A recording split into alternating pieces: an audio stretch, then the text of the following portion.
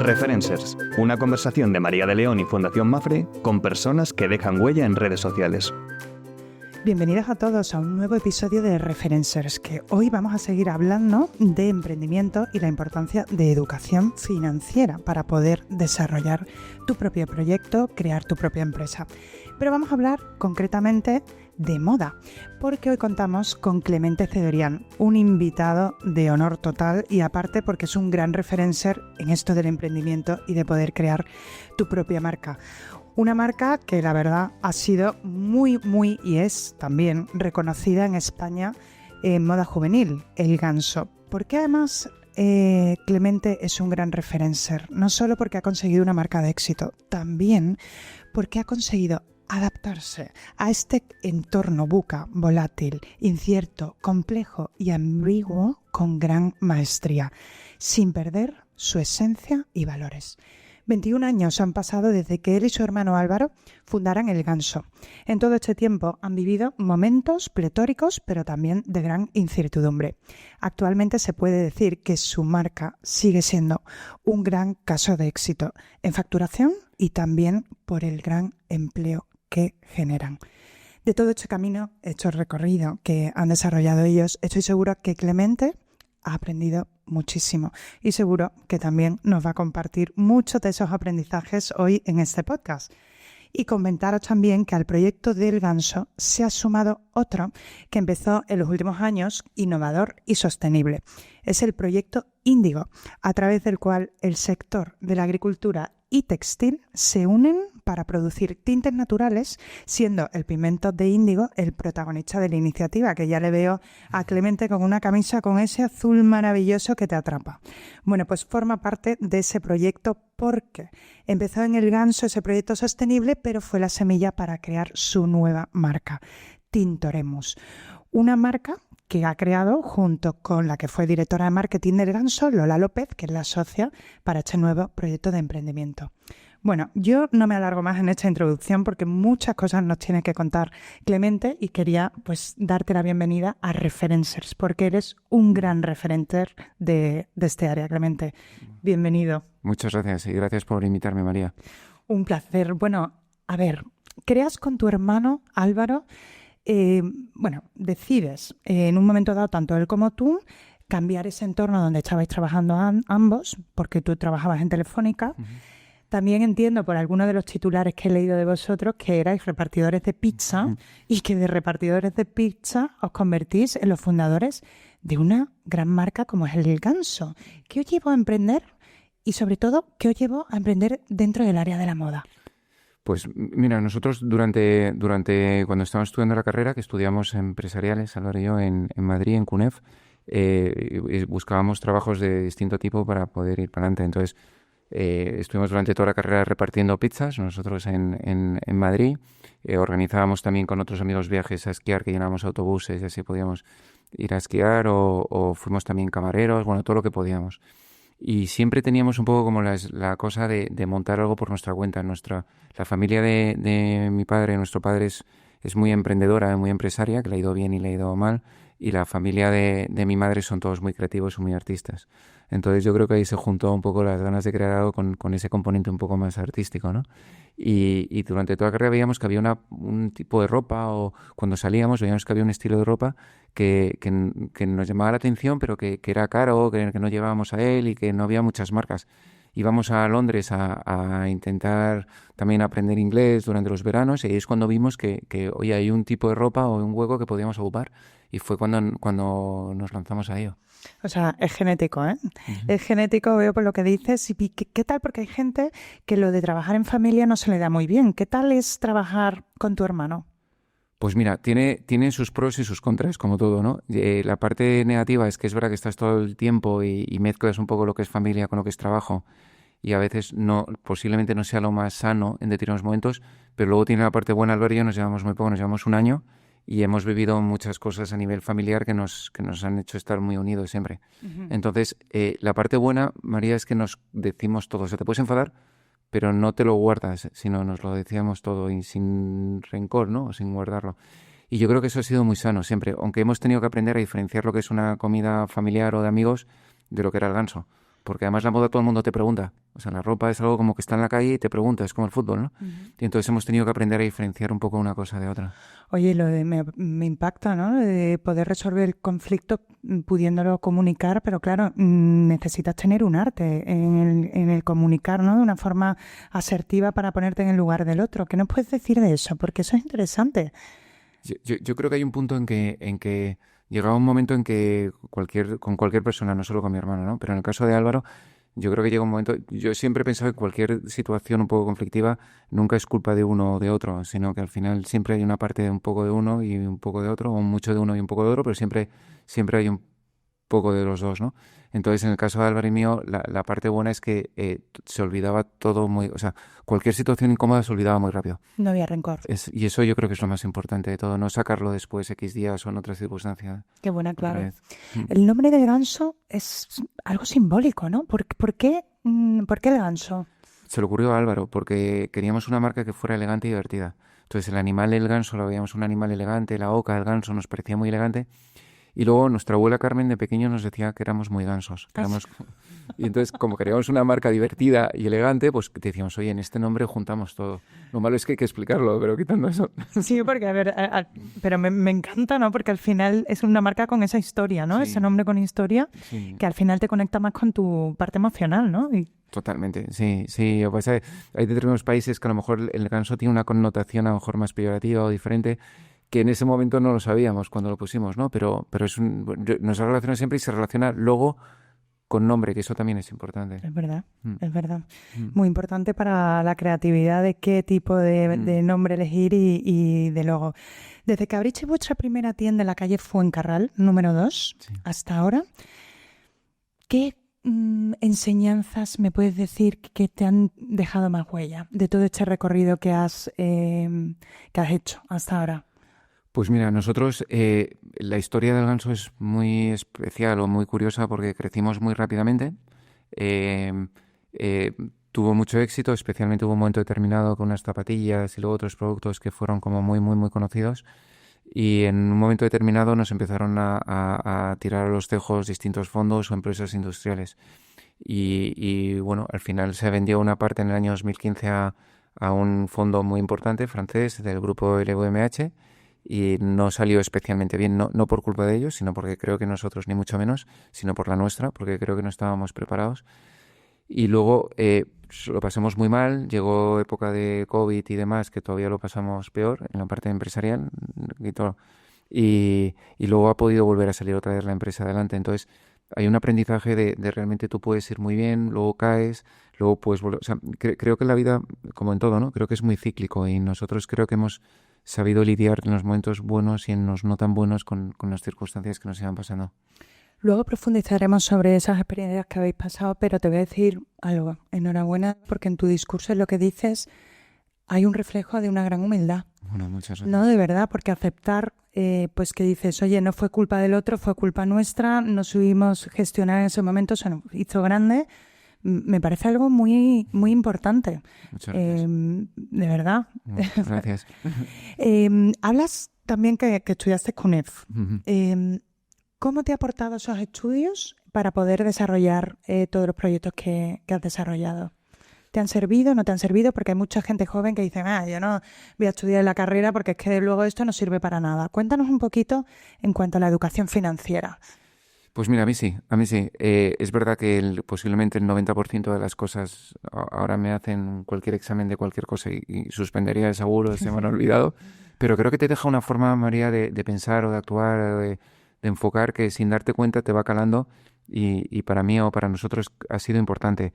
Creo que te crea una metodología en la vida que es importante. A nosotros nos ha dado una formación que a lo mejor no tengo un nivel especialmente o altísimo financiero, pero creo que sí más o menos me puedo defender con la carrera que he estudiado en un sitio que creo que es muy bueno y me ha servido para defenderme en determinadas situaciones. Esto es como hablar bien inglés. Creo que es algo que te sirve para moverte por el mundo, para avanzar, para hacer cosas, para no quedarte parado, ¿no?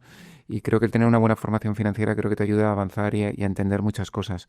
Nosotros cuando empezamos con el ganso, me acuerdo que había marcas buenísimas que estaban creadas por gente que no conocía tanto el sector financiero y Álvaro y yo decíamos, qué pena, porque si esta gente supiese un poquito la parte financiera o tuviera alguien un perfil más financiero, joder, con el talento que tienen, les hubiera ido fenomenal. Y yo creo que eso es un activo que tenemos que ahí está y que además agradecemos la oportunidad de haber podido tener de estudiar ahí. Entiendo que para emprender al principio tienes que encontrar financiación para poder desarrollar tu proyecto. ¿Cómo lo conseguisteis vosotros y cómo conseguisteis ganaros la confianza de esas personas que invirtieron en ese proyecto? Nosotros inicialmente empezamos vendimos un coche, una moto, o sea, muy inicialmente con eso, y nos hicimos a través de la Asociación de Jóvenes Empresarios de Madrid, pedimos un crédito a Valmadrid, que es una sociedad de garantía recíproca que te da crédito, o sea, que no te pide un aval para darte un préstamo, y nos dieron un préstamo de 21.000 euros, y con eso fue con lo que empezamos a hacer el ganso. Después, cuando ya pudimos hacer la primera tienda, empezamos a andar, vimos que tenía éxito. Ahí la verdad es que hay un punto donde estamos agradecidos a distintas personas, y especialmente nuestro padre es una persona que ha emprendido, que le ha ido bien, que ha sido empresario, le ha ido bien y le ha ido regular y le ha ido mal. Y desde un primer momento también está ahí, ya no tanto en la parte económica como en la parte también de consejos o de enseñarnos un poco el camino a seguir, y la verdad es que ha sido algo que ha sido importante para nosotros. ¿Recuerdas alguno de esos consejos que puedas compartir con nosotros? Sí, el más importante para mí ha sido que cada día tiene su afán, o sea que realmente luches cada día y que no, a veces te agobias por cosas que pueden venir cuando realmente en el día a día puedes solucionar cosas que las ves como un mundo, pero si realmente te enfocas en ello, ve avanzando día a día. Es un poco también como futbolísticamente lo que dice de partido a partido, ¿no? O sea, Claro. Yo creo que es un poco eso. Me recuerda un poco a ese consejo del vivir el presente, ¿no? Y porque al final la mente te puede crear una serie de ideas o de ensoñaciones que realmente pues no ocurren, ¿no? Y estás preocupándote por algo que no ha pasado ni va a pasar. Es que yo creo que hace mucho el espíritu con el que afrontes los problemas o las cosas, ¿eh? Yo creo que la parte psicológica o las ganas que tengas de solucionarlo o el optimismo con el que intentes afrontar las cosas, yo creo que es clave para que las puedas superar o conseguir o no. ¿Qué te ayuda a ti psicológicamente a poder lidiar con esos momentos más complicados por los que has pasado? ¿Tienes algún tipo yo qué sé, de práctica o por ejemplo, a mí me encanta meditar y esto me ayuda a poder vivir más conectada con mi esencia y a poder diferenciar lo que realmente importa de lo que es más accesorio, ¿no? ¿Tú tienes alguna clave o algo a nivel personal que te ayude? Yo cuando me agobio o me estreso o tal, yo necesito irme al campo, me voy con mi perro y me voy a andar. Y necesito perderme o sea, aunque sea en Madrid, incluso en la casa de campo, o si puedo me subo un montón de días, de repente un martes que cojo por la mañana y me voy a Navacerrada o me voy a donde sea, necesito andar por el campo. A mí andar por el campo solo, con el perro, me viene muy bien, me viene muy muy bien y lo necesito y vuelvo nuevo. A mí me pasa igual, naturaleza terapéutica. Sí. Bueno, pues ahora comentemos en un momento donde nos invaden los estímulos, ¿no? Consumistas, hay también pues muchísima competitividad. ¿Cómo diferenciarse de toda la competencia que tenéis vosotros? Porque hay muchas marcas, cada vez salen más y más marcas, ¿no? Yo creo que tienes que ser honesto en lo que transmites, o sea, para bien o para mal, yo creo que es contar lo que pasa. Y eso, por ejemplo, en la cultura anglosajona son mucho más de contar incluso dónde fabrican las cosas, de dónde viene la tercera, el equipo, la gente, mostraros qué hay dentro. Yo creo que aquí somos mucho de no contar tanto o de contar una realidad un poco inflada, ¿no? Y yo creo que cada vez más el público, y especialmente yo creo que el público más joven, yo creo que valora el que les cuentes las cosas y cuentes también los errores en donde te confundes. Uh-huh. Porque creo que eso es importante y yo creo que la gente lo valora porque yo creo que tenemos todos la imagen de que las marcas o las empresas no contamos del todo la realidad o inflamos las cosas buenas y ocultamos las malas, ¿no? Entonces yo creo que es muy importante, María, el contar lo que ocurre, bueno y malo, pero contarlo y que la gente realmente... Tú compras porque te gusta un pantalón, una camisa o un coche, pero realmente te acabas comprando lo que para ti refleja esa camisa, ese pantalón o ese coche. Y yo creo que acaba reflejando lo que ellos intentan transmitir y para mí, personalmente, si veo que me cuentan la verdad o lo transmiten con cierta honestidad, a mí me llega mucho más. Qué importante el valor de la autenticidad, pero es verdad que quizá el público a veces pierde confianza porque ven como marcas utilizan comunicar valores, pero de una manera no auténtica, ¿no? Totalmente. ¿Cómo ganarse esa confianza? Porque es verdad que hay ese movimiento del greenwashing, ¿no? Hay marcas que utilizan eso para el tema del marketing y realmente rascas y dices, no, es que lo que está contando no es verdad. Sí. ¿Cómo de alguna forma puedes ganarte esa confianza? Yo creo que es contándolo. Ahora tenemos la suerte de las marcas de tener toda la parte de redes sociales y la parte más visual. Creo que antes no existía y creo que es una oportunidad. O sea, creo que es una herramienta muy buena. Lo que sí que creo es que las personas o los perfiles que elijas para comunicar creo que tienen que reflejar claramente. O sea, creo que no se trata de coger a alguien porque tiene muchísimos seguidores y entonces voy a vender, sino coge a alguien que realmente se identifique con tu marca. Hablaremos del tema de los influyentes un poquito más adelante, pero quería incidir sobre el tema del valor de la autenticidad porque vosotros hicisteis algo maravilloso, que al final tuvisteis que cogerte y mandasteis un vídeo a vuestros trabajadores, tanto tu hermano como tú, que imagino que ese momento fue difícil para poder comunicar a todo vuestro equipo ese momento por el que atravesabais y que, bueno, pues que no teníais más remedio que sumaros al ERTE. Y la respuesta fue sorprendente, ¿no? Fue increíble porque mandamos ese vídeo el domingo, creo que era domingo 15 de marzo del 2020, y mandamos el vídeo y se nos veía tan nerviosos y tan agobiados que fue muy llamativo porque empezamos a recibir un montón de correos de trabajadores del Ganso dándonos ánimos a nosotros, diciendo que podéis, no, tal, seguro, no os preocupéis, tal.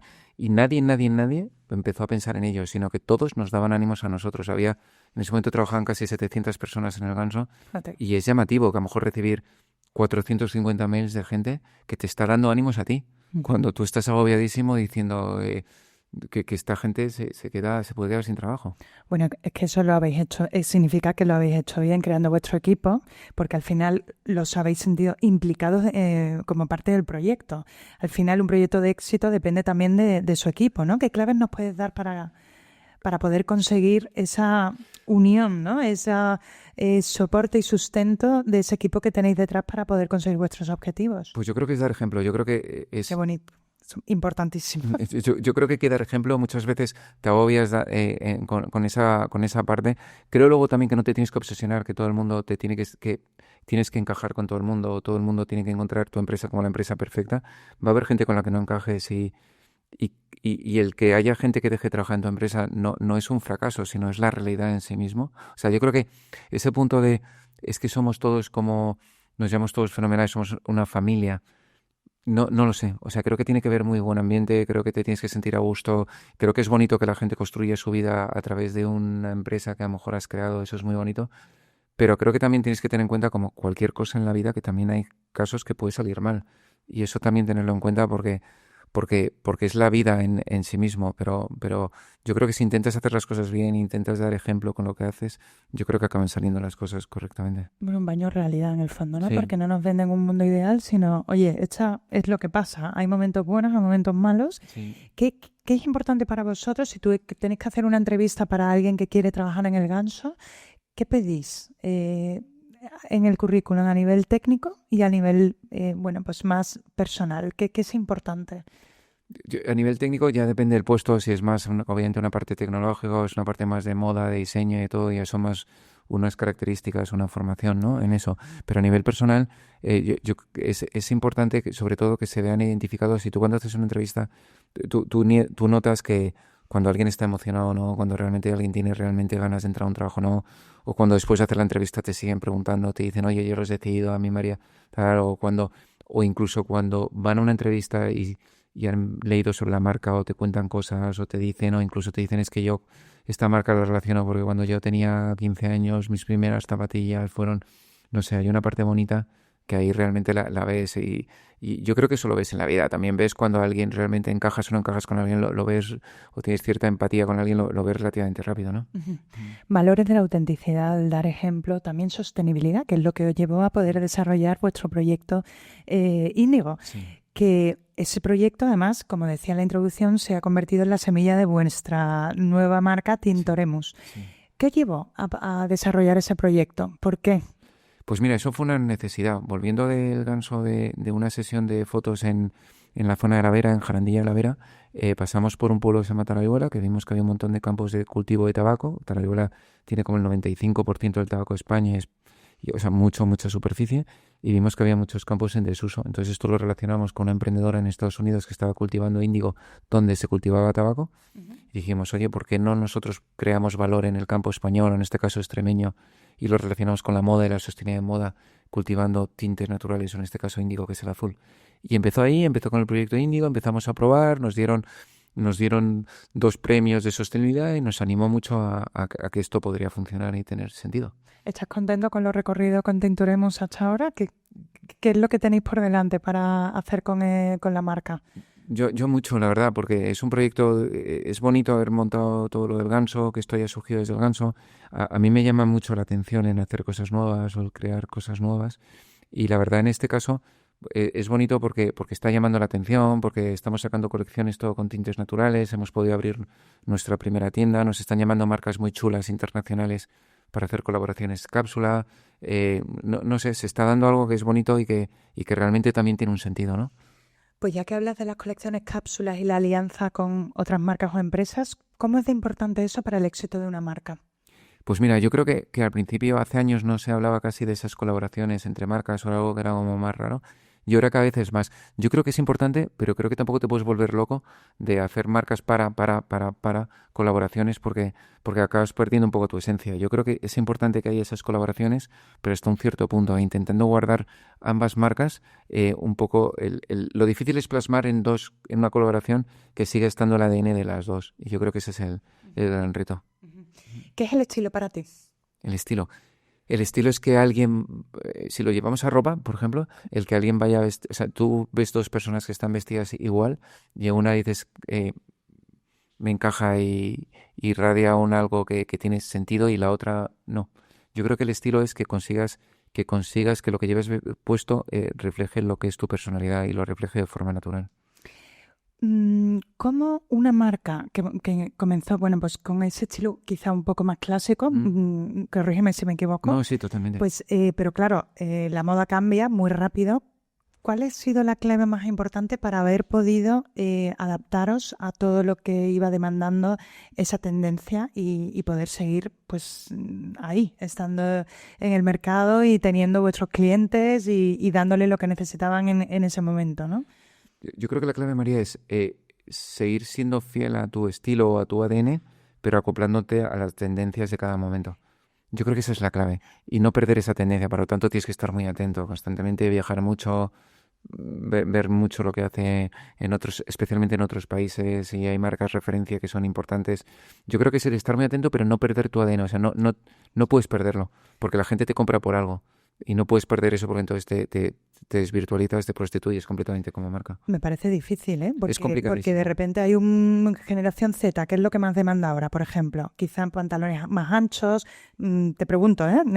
Sí, el mundo sudadera más ancha también, todo tal. Sí. Pero es que a lo mejor dices, este producto me va a desvirtuar de mi esencia, ¿no? Y saber cuál es la edad media de tu público también y de tu cliente. O sea, o sea, está muy bien querer coger a gente joven, pero también la gente que está entre los 40 y 50 y tantos años, o 35 y 55, es mucha gente que tiene también mayor poder adquisitivo y que también se tiene que vestir, ¿no? Uh-huh. Entonces, yo creo que tampoco te puedes volver loco siempre con coger solo a la gente joven. Es importante y puedes crecer con ellos, pero sin olvidarte de todo lo demás. Uh-huh. Hay un producto significativo en el ganso que han sido las zapatillas. Sí. Y bueno, de hecho, gracias a las zapatillas surgió, ¿no? Empezó la marca. ¿Siguen teniendo ese mismo poder en el ganso? Son muy importantes, pero la época que se vivió de boom hace unos años fue muy llamativa y de hecho te diría una cosa, creo que no era bueno que hubiese un porcentaje de ventas tan alto de zapatillas respecto al resto de productos, o sea, estaba descompensado con un riesgo enorme. Además, luego el calzado tiene un problema y es que especialmente zapatillas es la parte que antes pasa de moda, o sea, al final pasa mucho y se pone de moda una marca, luego baja, luego lleva otra, luego otra, mientras que a lo mejor tú recordarás muchas marcas de camisas, de pantalones, de polos, de todo, que siguen siendo muy apreciadas desde hace 40 años. Entonces, yo creo que la zapatilla es importante, pero la zapatilla también, depender solo de ella te puede crear problemas. Se vendieron muchísimas en un momento determinado, ahora se venden muchas, pero está muchísimo más redistribuido todo el porcentaje por familia de producto. y además con esos valores que tenéis llegasteis a donar hasta 1.700 durante la gana. Sí. Que también esto, de alguna forma, cuando la marca está pensando en cómo poder aportar a la sociedad, eso te devuelve, ¿verdad? Eso es importante. Además, eso fue bonito porque nos pusimos ahí en la puerta de IFEMA y dábamos como agradecimiento unas zapatillas del Ganso. Y es algo que la verdad es que fue una acción bonita y dentro de las miles que hizo la gente y que reaccionamos todos como pudimos, ¿sí? Una cosa que pasa también a los emprendedores es el problema de que te quieren copiar. ¿Cómo habéis llevado vosotros eso? Que alguien haya querido crear su marca muy demasiado inspirada en el Ganso. Pues llega un momento que pues tienes que ir un paso por delante, ¿no? Es verdad que con las zapas pasamos un momento complicado porque además se empezaban a poner muy de moda y nosotros éramos muy pequeñitos, entonces corríamos el riesgo de, en vez de ser copiados, parecía que éramos los que copiábamos cuando eres muy pequeñajo, pero al final siempre el reto ha sido ir un paso por delante. Y ahora en producto, pues Álvaro, mi hermano Álvaro y su equipo, creo que lo están haciendo y en el Ganso, o igual que se está haciendo en la parte de Tintoremos, o igual que está haciendo un montón de marcas, en intentar ir un paso por delante. Uh-huh. Pues vamos a hablar un poquito de esos momentos un poquito más complicados, ¿no? que vivisteis en el Ganso, por lo que me dijisteis que vendisteis el 49% de vuestra empresa al fondo L. Catterton, que es el del VMH, fue en octubre del 2015. Sí. Bueno, como decías antes, casi moristeis en el intento, pero os disteis cuenta a tiempo. Lo bueno es que no dejasteis que la marca se hundiera, porque al final tenéis ese pues valor emocional, esa conexión emocional con la marca. Tú has dicho antes, creo que fue nuestra culpa. Me gustaría, y por eso te he dicho, enhorabuena por esa humildad, ¿no? de reconocerlo.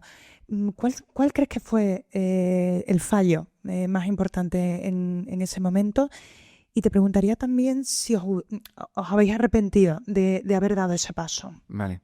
De cara a la primera parte de la pregunta, los fallos, ha habido muchos, pero el más importante es que yo creo que María, crecimos muy rápido, era una empresa que creció muy, muy rápido los primeros años, vendíamos, se puso muy de moda, van a la redundancia, una empresa de moda, se puso muy de moda y llegó un momento que yo creo que creíamos que igual que pasaba en España, que abrías una tienda y muy rápidamente vendías y se amortizaba la inversión que habías hecho, empezamos a pensar que eso mismo podía ocurrir fuera de España. Entonces este fondo entró diciéndonos, oye, entramos para abrir fuera de España muchas tiendas y nos lo dijeron claramente.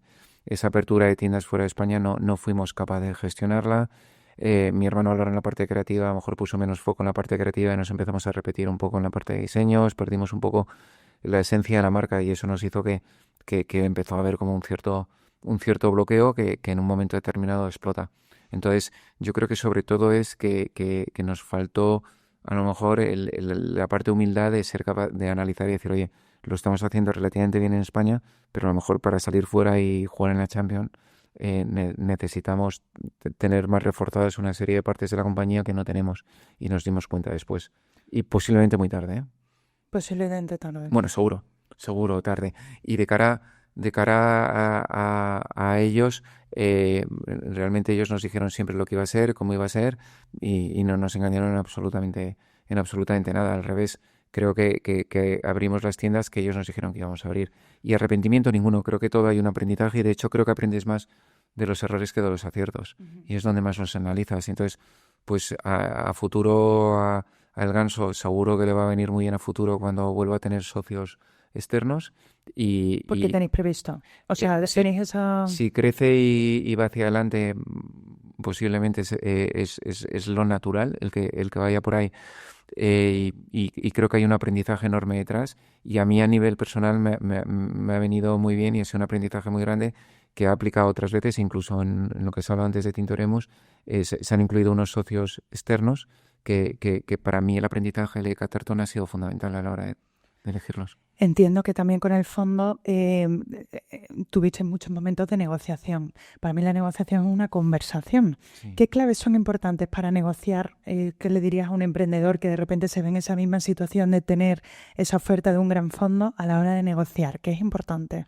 Yo creo que es importantísimo. Primero es tu empresa y la has creado, la mayoría de la gente la creamos desde cero. Ha habido mucho esfuerzo y sufrimiento, ha habido muchas alegrías, pero también muchísimo esfuerzo y sufrimiento detrás en todos los emprendedores que están haciendo las cosas. Entonces, entiendo y es lícito el que una persona quiera de alguna forma transformar en monetizar de alguna forma ese éxito de alguna forma.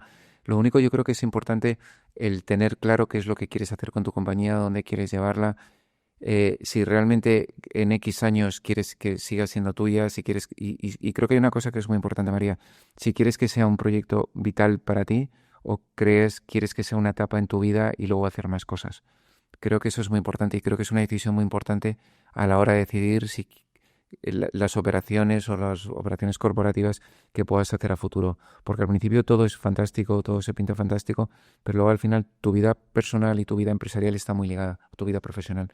Entonces, lo que decidas te va a afectar en muchas cosas y hay muchos casos de gente que ha tomado decisiones a corto plazo que luego a medio o largo plazo no han sido tan buenas, ¿no? Entonces, yo creo que en este caso sí que es importante el mirar un poco más lejos. Entiendo que en la época que el fondo estaba dentro de vuestra marca, tenías una jefa, ¿no? O sea, Sí, había una CEO, sí, sí. ¿cómo es eso cuando tú eres el CEO de tu propia marca y de repente tienes a alguien por encima a quien tienes que reportar?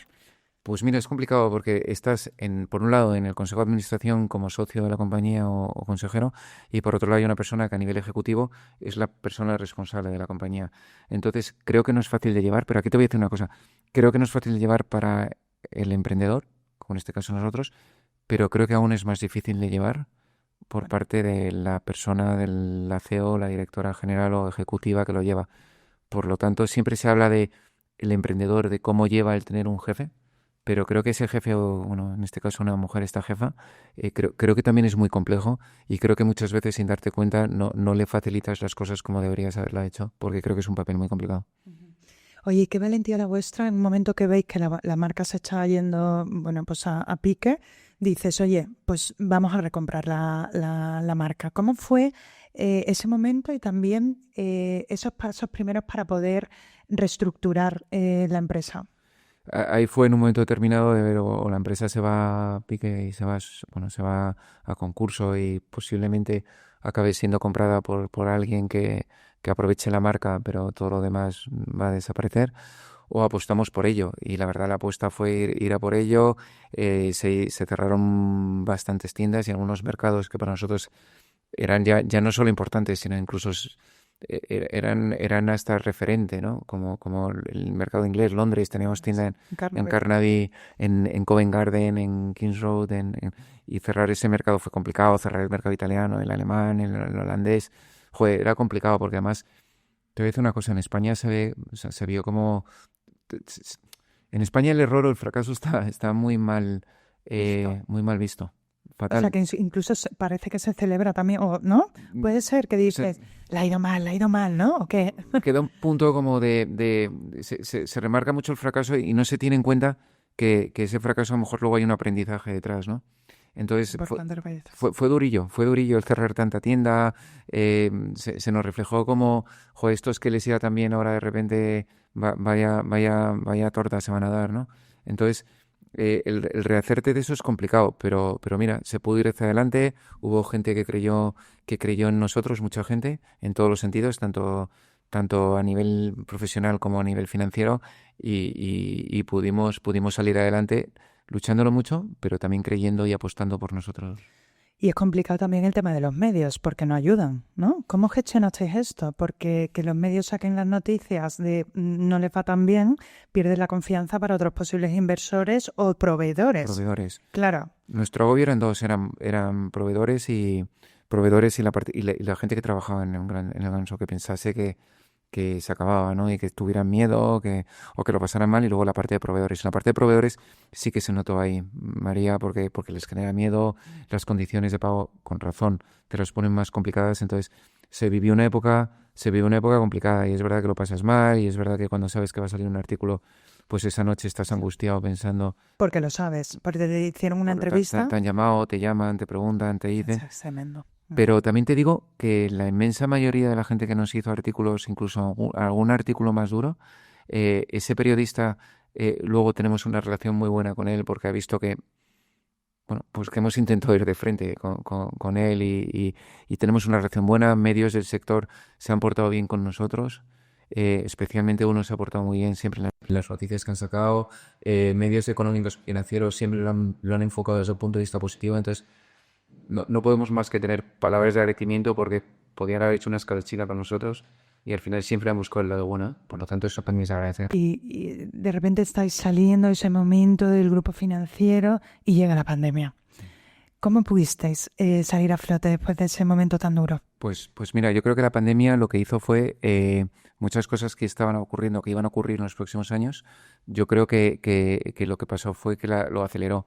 Y en nuestro caso hicimos, en la parte digital le metimos mucha caña, que el Ganso tiene un equipo muy bueno. Y luego también empezamos a hacer muchas acciones diferentes.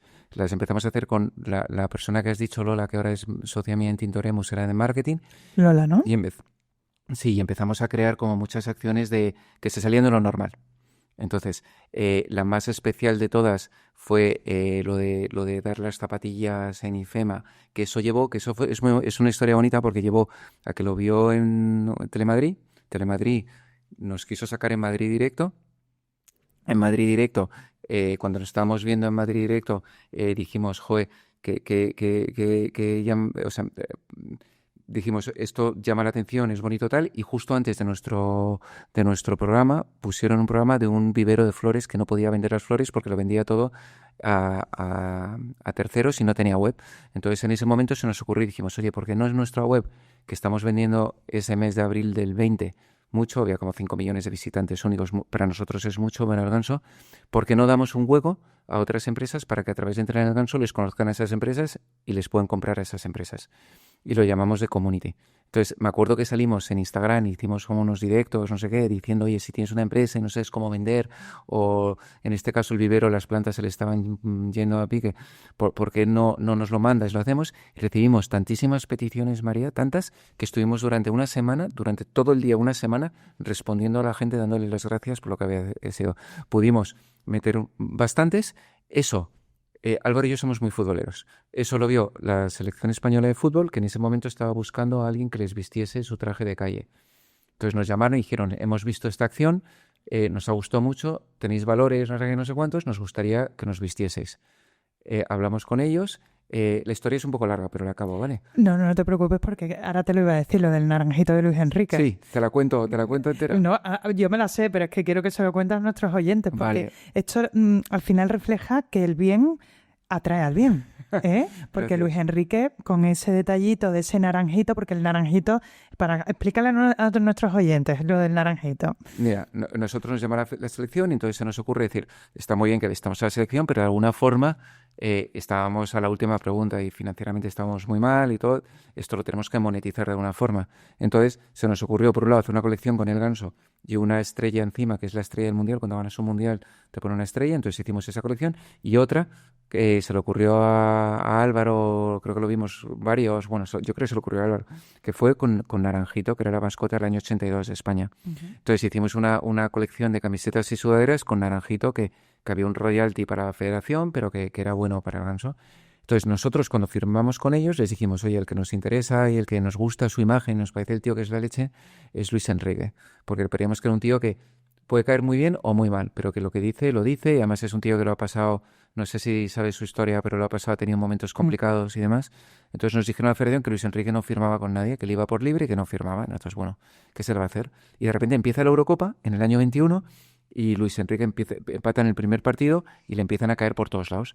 Y nosotros, nos cae también el tío y nos genera tanta admiración que le escribimos un mail, una carta a la concentración donde está, diciéndole que nosotros también hemos pasado fatal, que no sé qué, pero que mucho ánimo. Entonces al tío le gusta esto y se empieza a poner en todos los partidos nuestros polos, que se dé el logo, y que se empiezan a agotar todos los polos online. Y al acabar los partidos se cambia y se ponen las camisetas de Naranjito, y dicen Televisión Española y en las ruedas de prensa que son de una marca del Ganso, de unos amigos suyos, y se agotan todas, empezamos a hacer pre-order, empezamos a vender tal. Entonces, fíjate, de una tontería de empezar haciéndolo de las zapatillas en IFEMA, las zapatillas lo ve Telemadrid lo ve la Federación, luego lo hacemos en Luis Enrique, damos un subidón de ventas de cuidado y le damos la vuelta a la compañía. Entonces al final se concatenan una serie de cosas que la verdad fueron muy bonitas. El bien atrae al bien, eso está clarísimo. Me emociona esa historia. Sí. Me emociona y sobre todo pues eso, tener ese detalle humano, por eso de ti lo que veo es absoluta humanidad, de una persona que en un momento dado lo puede estar pasando mal oye, pues ahí estoy apoyando sin ningún tipo de interés, porque ese mail estaba escrito desde el corazón, ¿no? Porque Es que no sabes ni si le iba a llegar. O sea, que es que fue, sí. y al final te responde. El tío sí. Y luego ahora es muy bonito porque tiene una fundación que se llama Fundación Sana, que es por su hija, y las sudaderas y todo lo que tiene se las ha hecho al ganso. Por lo tanto, ya hay una relación que está muy bien. Más a largo plazo. Con el tema de Luis Enrique voy a engancharlo con uno de los comentarios que has dicho antes de la importancia de una marca de elegir a sus altavoces de manera que vayan alineados con sus valores. Entramos ya en el área de la influencia, influencers, referencers, que es para mí esa figura de la persona que no solo usa las redes sociales para beneficiarse a sí mismo, sino para generar un impacto positivo en los demás. ¿Qué es para ti? Pues ¿son para ti los influencers? ¿Qué piensas de los influencers, de esa capacidad que tienen algunas personas de poder llegar a tantas y si se está enfocando bien ese poder? No me gusta la palabra poder, pero en el fondo en parte lo es, ¿no? Sí. Porque una persona que puede llegar a tanta gente, como tú bien has explicado, generar tanta venta, generar también impacto positivo. Totalmente. Yo ahí lo que veo es, a lo mejor yo, y a lo mejor esto, yo lo que pienso yo, ¿vale? Yo lo que veo es que primero tiene que estar acorde con la marca, a lo que hemos hablado, ¿no? Y eso creo que es fundamental. Y no es solo a likes o a lo que pueda vender. Y luego para mí hay algo que es importante y es que el influencer o como quieras llamarlo, influencer, para mí es importante que lo sea porque hace algo, o sea, seas por una actividad que está realizando que le lleva a ser influencer. No influencer por sí mismo, sino porque realmente es un referente o te puedes fijar en él en algo que hace. O sea, es un tío que es muy bueno porque lo que sea, pero tiene una actividad que el tío destaca en ella y la gente se fija en él por esa actividad que destaca. Sea el rama que sea, desde el área de la empresa, desde interpretación, desde cocina, de lo que sea. Educación física, de Lo que sea, lo que sea, pero que realmente la persona sea buena en eso. Y luego eso la lleva a lo otro. Yo personalmente no he creído nunca tanto en alguien que a lo mejor no tiene un bagaje detrás o no tiene algo que le defienda por ahí. Esa es mi opinión. A lo mejor se ha quedado un poco anticuada, pero para mí es importante. Bueno, anticuada no, es que está totalmente alineado con lo que significa el concepto del referencer, que es un referente en un área concreta que se ha formado y que por eso tiene un criterio de autoridad para poder hablar de ello y que además utiliza su capacidad de influir, su carisma, su talento para poder ayudar a los demás. Totalmente. Es que eso es la definición del referencer. Pues o sea, para mí esa es la clave, María. O sea, al final a mí me genera admiración esas personas, y me genera doble admiración, por un lado, que hayan montado lo que montan y por otro lado que sean capaces de transmitirlo. Uh-huh. Entonces, las redes sociales entiendo que para vosotros son importantes para vender actualmente. Son importantísimas y creo que es una herramienta que tenemos las marcas que, como hemos dicho antes no teníamos y que creo es que cualquier cosa que sacas la estás comunicando a un montón de gente y de forma mucho más directa. Lo único creo que también tiene un riesgo y es que como no lo comuniques bien puede tener el efecto contrario o no eliges las personas adecuadas.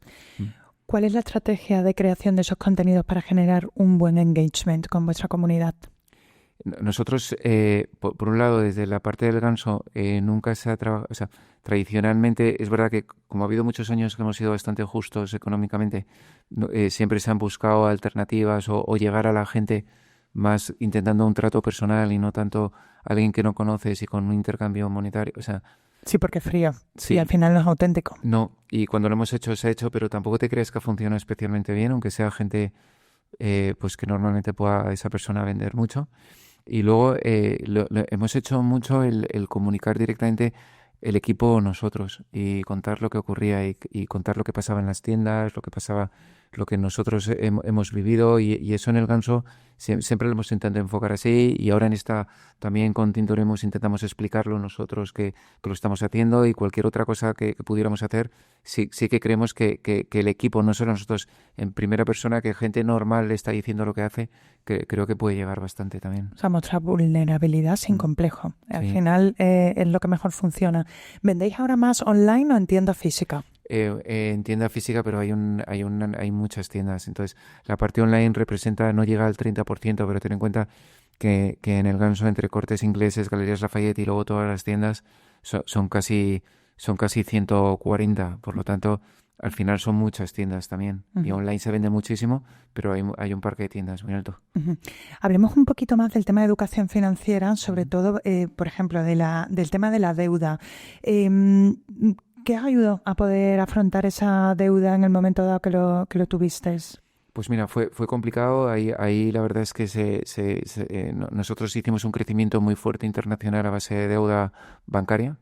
Y es verdad que llegó un momento en que la compañía no pudo con ella, la deuda era altísima y desgraciadamente además las ventas no eran, bueno, el EBITDA era negativo. Entonces, por lo tanto, la compañía estaba en una situación muy complicada.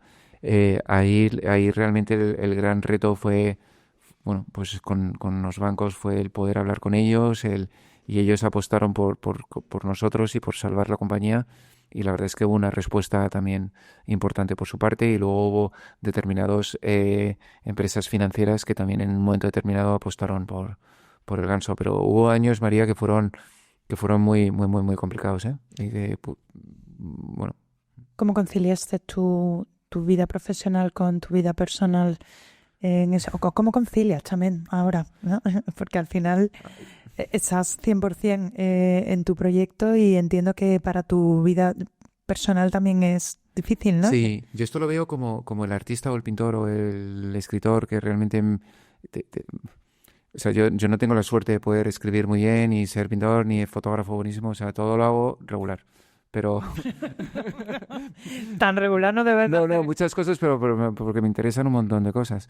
Pero yo lo veo como la parte empresarial del Ganso, y ahora también con Tintonemos y con todo, es el crear, el hacer cosas, y para mí está ligado a la parte personal y profesional. O sea, no veo como tengo un horario de trabajo y desconecto y luego no sé hacerlo muy bien. Eso creo que no es muy positivo, pero no me sale, y veo en muchas cosas de mi vida diaria. Yo voy a un viaje y seguro que te pasa a ti también, que de repente vas y casi te inspiras más cuando estás fuera o sales y ves una cosa y ves otra y de repente ves una idea. Entonces yo lo ligo mucho. Eh, por mi parte, pues con mis hijos, yo creo, llegó un momento que llegaron a odiar las tiendas del Ganso porque la ciudad que íbamos les decía que eran 5 minutillos y Me voy a de, pasar por aquí a ver qué tal. y de ahí no salíamos. Pero yo lo tengo muy ligado, pero también a mí me enriquece una cosa con la otra y las dos realmente se retroalimentan. Ujú, Entonces no sé si es positivo o negativo, pero yo soy así. ujú. Y el tema del ahorro, tú eres de los que ahorran y a nivel empresarial, claro, es eso por un lado, y cuando habéis conseguido beneficios, eres más de ahorrar o reinvertir para poder Yo, yo, desarrollar. yo en la parte financiera, yo siempre es de muchas ideas, nuevas cosas, vamos a hacer esto, lo otro, tal. Siempre veo el dinero como un medio, no como un fin. Y eso creo tiene su parte buena y su parte mala, ¿no? Pero siempre creo que lo complicado en la vida es conseguir proyectos o ideas o empresas diferentes y que creen valor, y que creo que si haces cosas especiales, creo que puedes conseguir el dinero. ¿Cómo definirías tú tu liderazgo?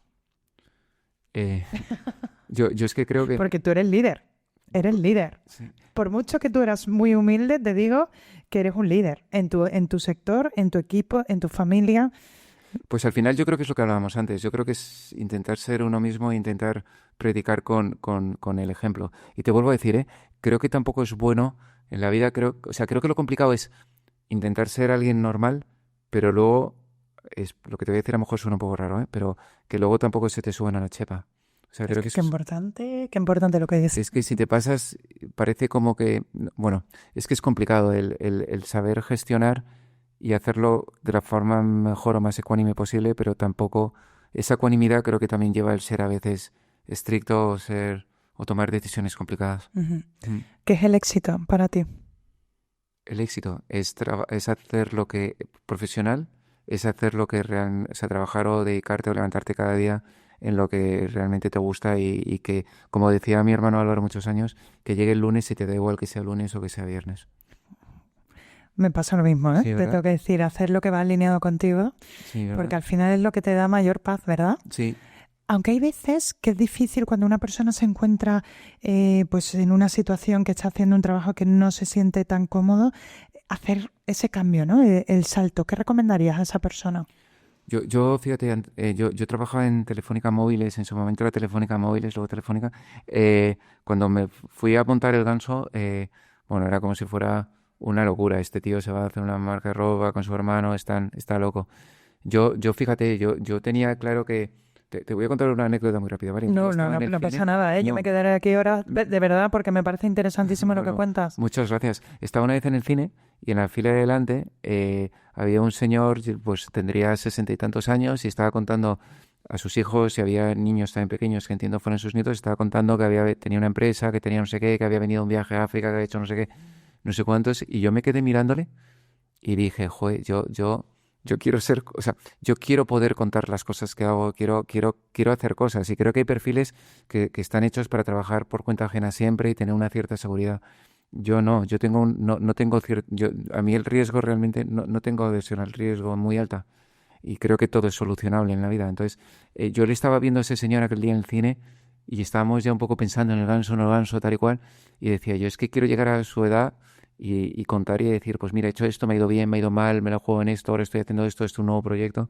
Y cada uno es como es, y hay gente felicísima trabajando en grandes compañías y crea muchísimo valor, y yo a lo mejor pues no hubiera sido un tío especialmente feliz. O sea que si no toleras bien el riesgo, no te metas a ser empresario. Yo creo que no, No, y además si no vas a acabar con las ojeras.